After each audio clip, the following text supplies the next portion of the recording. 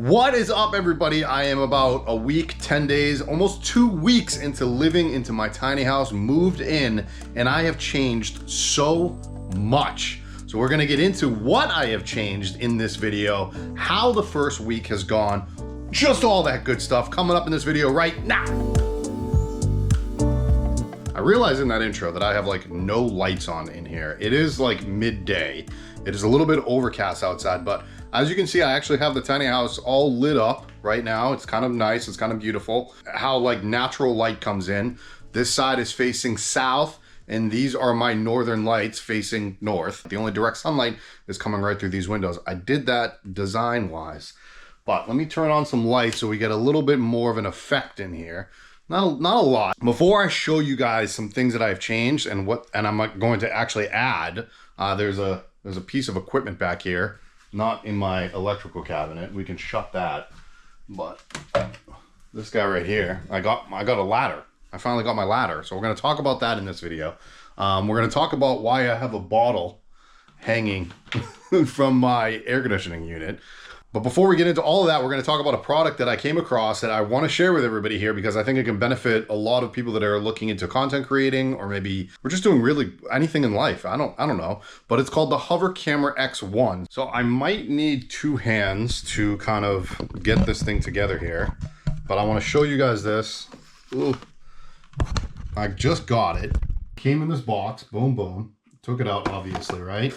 It has a couple batteries that came with it. Those are the batteries right there. They're pretty. I'm going to take one of the batteries out. And it came with this pouch too, which is also really nice. And it goes like so. Boom. And I'm going to open up the app and I'm going to show you guys what it can do here in a second. And I'm just going to turn the camera. Excuse the mess in the tiny house. Like I said, I'm still moving in here, so just bear with me. Turn it on. Uh-oh, I got to actually hold the button down. What am I thinking? I have it on follow mode. However, there's a bunch of different modes on here that you can actually change between. Orbit, which is a mode that kind of hovers around you. This is called the hover camera. Therefore, you have to understand that this is probably going to be hovering. So orbit will literally orbit around you. Bird eye. A bird eye is above you, obviously looking down. Custom. Dolly track. Custom dolly track. It kind of follows you, and it kind of is like it's on a dolly track. It's really fun to play with that. Hover. It just literally hovers right in front of you, and it kind of just stays there.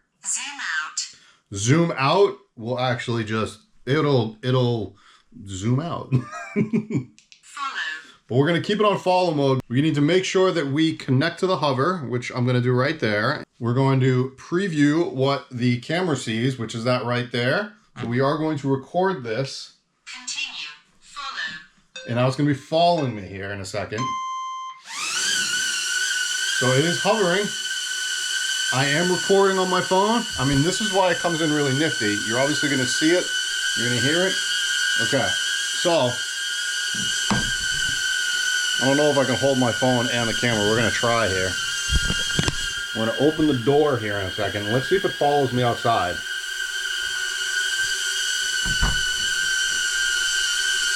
It's like right next to my face. Glacier loves running outside as soon as I open the door, by the way. So let's see if it follows me out, which it should. Come on, bud. There it is.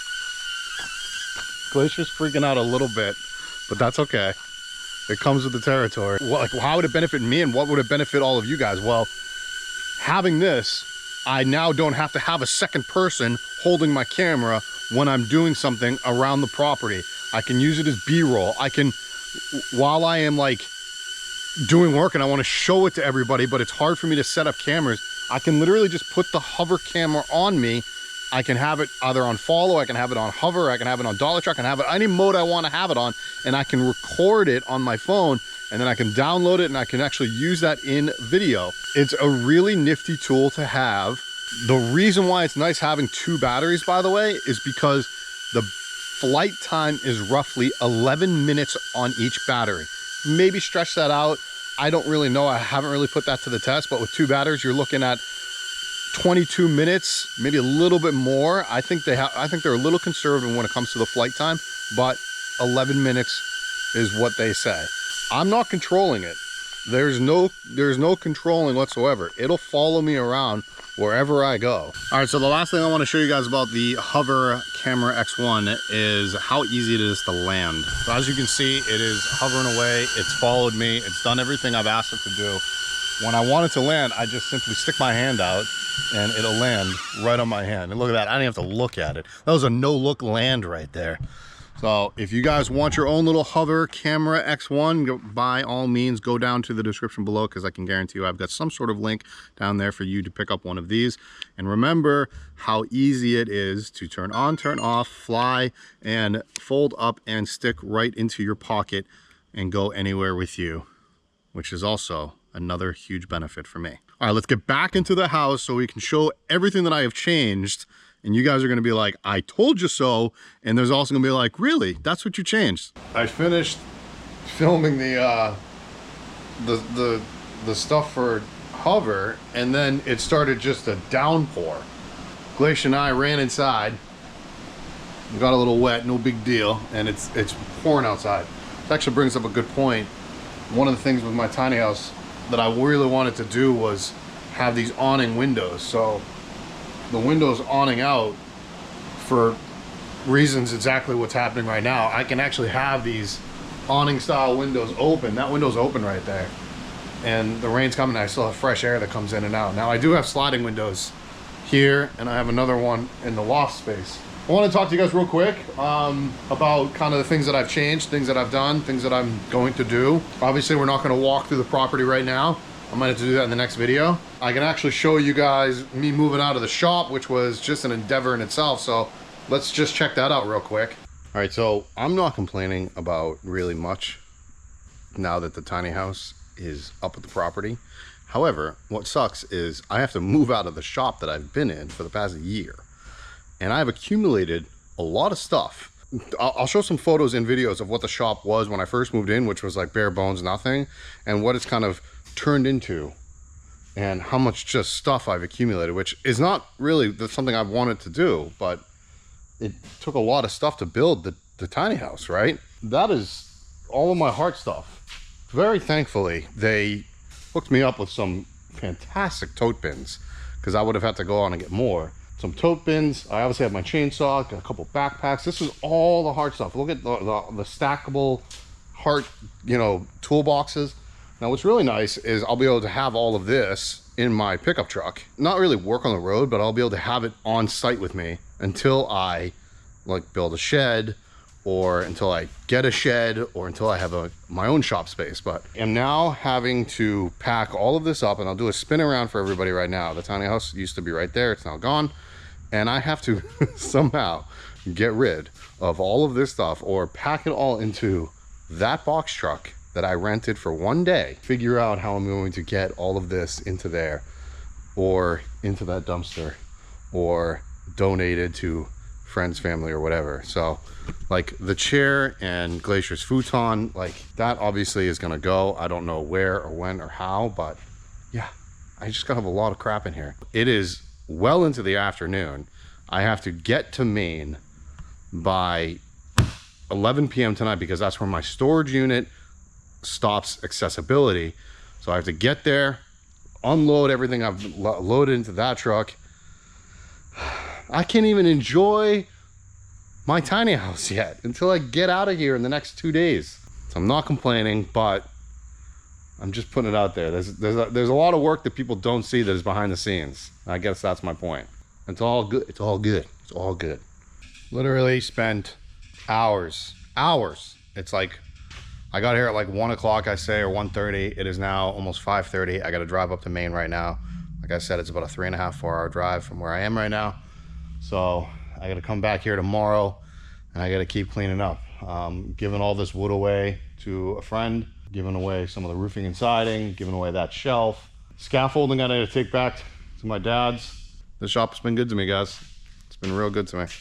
I was also the first tenant in here. This is a brand new building. Glacier's waiting out in the car. We're gonna go get her. We're gonna drive. Yeah, not even kidding you guys. That was 3 days of just hell. and it was like, wow. I want to show you guys this. This is, I'm gonna put the phone down. Put my camera down for just a second here. And this is the ladder that goes up into the loft space. It was made by a friend of mine, the company Ross Monster. Later on this weekend, I've got a shop tour coming out with them. We go over the entire shop. We show how everything, all the vans were built, how their overlanding rigs are built. Just everything is built through Ross Monster. They have an in-house, just everything. One of the things is they have an in-house fabrication shop. So I asked if I could pay them to, you know, make me a ladder. They make ladders for all of their Baja trucks. They did. So this ladder is specifically designed for my tiny house. Obviously, it takes time for them to design, fabricate. They have to fit me into their schedule. But it's all aluminum. It's all powder-coated aluminum. I asked for round foot pegs. They normally do flat, but I'm going to show you why I have it as round, and that's because I have two mounting spots, technically three, but two mounting spots in the tiny house with two different angles. So to get into my mini loft, I just hooked that onto that contraption there, and then that bar actually doubles as a lever for me to pull down the Murphy bed as well. So I knew all that going into it. I just had to kind of do it when I got to site, or do it when after this was done, because I needed the hook point. The other place for me to put this ladder is actually over here, and this is kind of where it rests, or kind of where it hangs out, and that is the space for that. I did the calculations exactly the way I wanted to. I knew which TV I was gonna get. The other place that this goes, again, aluminum, lightweight, I picked it up with ease, is right over here, and it goes onto this mounting point. And that mounting point, or that, you know, bar, goes up into that loft. Now, I haven't cleaned up there because when I moved in, I was just throwing stuff up there because I was like, I'll get to that later. Move in, prep. I still am, still trying to move in comfortably and prep and do all that stuff. And even right now, you can see right here, I have all of my washer dryer just crap out on the table. I did talk about things that I am going to change, or something I'm going to change. Let's walk into the bathroom and I'll kind of show you guys that. I'm trying to think, was there something else that before I go to the bathroom, I knew when building this air conditioning unit that I was going to have to create some sort of condensation catch. I did not think that I was going to be hot enough in the month that I moved here, which is September, that it was going to be hot enough in the mountains of Maine that I was going to need to use that air conditioner. Now, it does get hot up here in like July, August, and I guess now September, but it was hot and humid to the point where I had to turn this beast on, and it worked great for the first couple nights that I was here. However, you know, obviously an air conditioner with a lot of humidity produces a lot of condensation, so I needed something to catch that condensation. So I jerry-rigged this situation up. I just put a couple bungee cords around the unit, and I put the condensation tubes that can run into this guy right here, and I would empty it ever so often. Now, in the future, or by next summer, I will probably have a planter thingamajiggy underneath that. I'll be able to actually grow some real plants. There's some other ideas that I might do, but I really kind of have been like fixated on that one. I have cooked in here a few times already. I've used the Brava. If it is a long cook, I will actually take it out and put it up on the counter. But anything of like reheating or like 5, 10, even 12 minutes, which is most stuff on that thing, I will just leave it down in that area. But I do have ventilation in the back. So in the bathroom, I never really showed this in place, but this is the washer dryer unit. It is an all-in-one unit. That's a temporary teepee holder apparently. But the washer dryer unit, I do have dirty clothes in there right now. So I have an outlet that is behind this wall. I have to plug that in. I gotta do the rest of the hookup. I gotta do the, I need to plug in hot and plug in cold into it. And yeah, I just gotta get that kind of up and running. I haven't done it yet. I just have done other things that I've been wanting to do. I still need to mount my diesel tank to the front of the tiny house. And I've just been trying to settle in, guys. Do one thing at a time is really my biggest problem. I actually have showered in here. It's been great. I have hot water. I have enough water for me to last. In the next video, I will kind of go over how I'm going to be getting water, because I don't have hookup to water well just yet because I can't afford a water well. And then the biggest change that I have done, and I think I might go back to it, or I'm definitely gonna, like, let me just talk about it. I originally bought as a toilet the Laveo Dry Flush. When I came across an incinerator toilet that I liked, I ended up purchasing it. I loved it. I think it's fantastic. I ran it as off-grid, and it burns for a long time, number 2. It works great, but the number 2 burn is a little over 2 hours. And it consumes 2,000 watts per hour. So that's a 4,000 watt drain on my battery.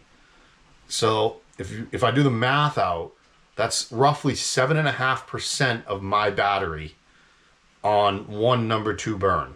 For right now, until I hook this house up to grid, or if I hook this up to grid, then I have to go with the Laveo Dry Flush as my toilet, because the incinerator toilet is just too much power. And I can go more into that in a later date, but right now it's just, that's the incinerator, unless I went with a propane. And I had a long discussion with a friend of mine, the pros and cons of incinerator toilet versus a Laveo Dry Flush toilet.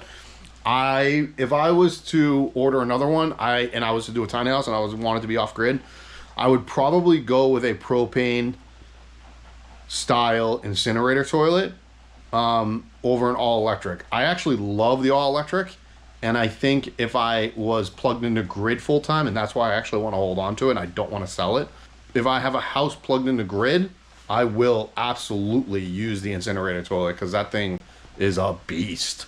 Other than that, that's kind of like, I know it's kind of like a quick little update, but it gives you guys a little update of what's going on. My laptop is actually open down here, but that's because I was cleaning up emails. However, I've been using my workstation quite a bit, and it's been, some people have been asking me on other accounts, like how my little work loft has been, and it's been great, actually. Now that I didn't have the ladder for the longest time, and now I have the ladder to put here. Glacier actually will sit right there while I'm up there, and she'll kind of just, do her own thing and sleep, which is great. And then I get to do work up here. I need to clean up that area up there. I need to, like, make it more organized. It's just in time, guys, in time, one thing at a time. That's what I got to keep reminding myself, just one thing at a time, because I've got a lot I got to get done. I am 90% sure of what I want to do with my property after all this time, and I knew once I got onto property, I knew in my heart of hearts that I would be able to settle in and make an actual decision on what I actually want to do with the property and how I want to develop it. And I will announce that in the next video. So definitely stay tuned on the next vlog, where I kind of walk through the property with everybody, hopefully if I get some good weather. I will see you guys next time. I don't want to talk on and on and on about random stuff on this video. And I got some trips planned. Stay tuned for the trips.